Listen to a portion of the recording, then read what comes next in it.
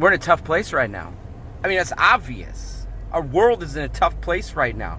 There's things happening all around us, things that are testing us, things that are breaking down what we've had confidence in. Like so many of us have placed our confidence in things. We've placed our confidence in our comforts and what we have, the money that we gained, our wealth, our prosperity. We've placed our confidence in things, and we're discovering over and over and over again right now that those things aren't what we should have placed our confidence in. I mean, some of us might not have been rattled that to the core, but some of us, man, this is wrecking us. We're scared. As I was talking about yesterday, we're afraid. Like, the things around us just aren't going well, and we just wonder how this is all going to play out. I mean, are we going to be quarantined to our homes for weeks and weeks and months? I mean, is school going to be canceled for the rest of the year? Are we going to find ourselves in our restaurants, dining rooms closed, and as churches unable to meet for a little bit longer because of this virus that is infiltrating our society? And people are getting sick. And if we think that people aren't going to die, we're foolish. Yeah, we might not feel like it has the massive impact of other illnesses, but I tell you, for the individual who lost a loved one, that impact is real. That impact is a big deal. That impact is strong. That impact will hurt us. Now, I know that I don't like to face things that are going to require me to overcome. I don't like to face things that are going to require me to push through. I don't like to face things that are going to require me to trust God just a lot bit more. James 1, 2, and 3 talks about like this understanding that we need to consider it joy, or we need to understand, we need to be faithful, we need to realize that testing is important, that testing is a part of our faith, that testing is a part of how God works in us. In the Passion Translation, it talks about in verse 3 the endurance that it builds within us, that we can face anything that comes our way. You ever notice when you've been tested like in a real powerful, painful way? You ever notice that when you've been tested in a way that requires you to trust God more, that requires you to lean on Jesus more? You ever felt like you've been tested in real ways and it's like, oh man, this is bad. Oh man, this is troubling. Oh man, this is horrifying. And you break through it. You break free from it. You push through it.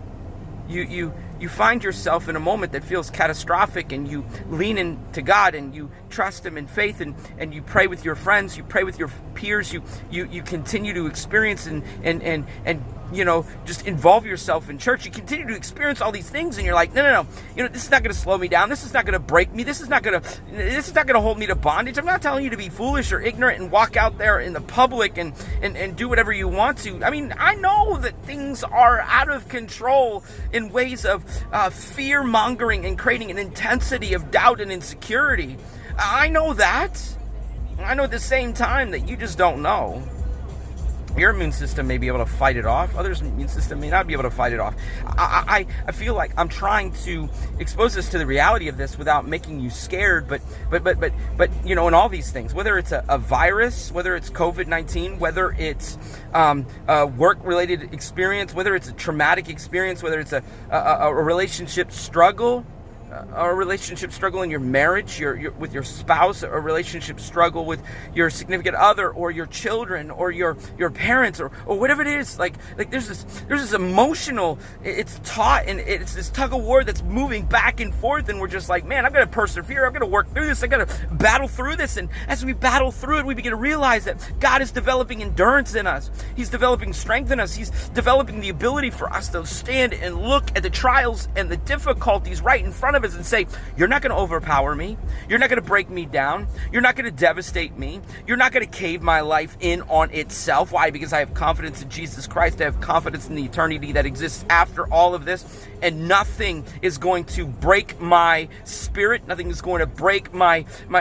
soul. Nothing's going to break my heart in a way that will keep me back from breaking through. Yes, you will be wounded. Yes, you will be broken. Yes, there will be moments that you're sad, where you're depressed, where you're anxious, where you're overwhelmed. But oh man, when God moves, when God just like empowers you, when God breaks you free, when God just like, he just invests in your life, in every struggle, every circumstance. Yeah, sometimes he leads us to those things. Sometimes those things are just brought or thrust upon us, or are thrown upon us. Like, we can't avoid it. We can't get away from it. We can't hide from it. We can't remove ourselves from those circumstances. They're just there. They're just real. There's nothing we can do to escape it.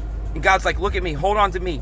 Find it joy, find privilege in it, find opportunity, find strength in it. Find this as a moment for you to grow. Find this as a moment for you to break free. Find this as a moment for you to look at what could torture your soul as an opportunity, a test to just overcome, to break free, to find your moment. Man, when things push back. When things push back. Stand strong, be bold, be brave, be confident, be trustworthy of the King, the creator of the universe, Jesus Christ, and realize that he's going to pull you through. He's going to break you through. He's going to get you on to the other side of this. He's going to get you to the other side of this, whatever this is. Whatever this is. Guys, I'm pulling for you. I'm believing for you. I'm praying for you. I'm having hope for you. I want you just as much as I want me to look at the things right in front of me that are testing everything about my faith and say, no, not today, Satan. No, not today. Not today. I'm going to let God empower me. I'm going to let God use this dilemma. I'm going to allow God to use this pain to become a platform where my belief and my trust and my hope stands up, looks fear in the face, and says, back off. That looks doubt in the face and says, back off. Looks at insecurity and says, back off. Looks at hate and says, back off. And envy, back off. Jealousy, back off. Lust, back off. Be compelled today. Be hopeful today. Believe big today. Hey guys, if you like these videos, do me a favor, share some. Get it out there. I want others to have an opportunity to experience the same things you are. I love you. Jesus loves you more. You got this.